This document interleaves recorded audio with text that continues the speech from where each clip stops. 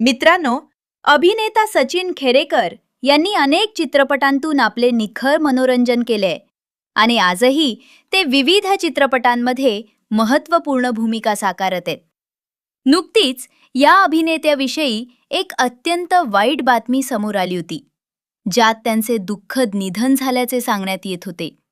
मात्र जेव्हा आम्ही या बातमीची सत्यता पडताळून पाहिली, तेव्हा वेगळेच सत्य समोर आले.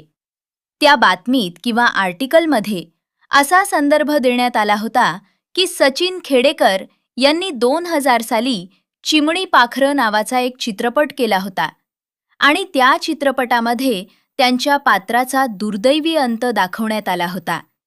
त्यानंतर त्यांच्या कुटुंबाचे होणारे हाल आणि मुलांची परिस्थिती दाखवून प्रेक्षकांना खूप भावुक करण्यात आले होते.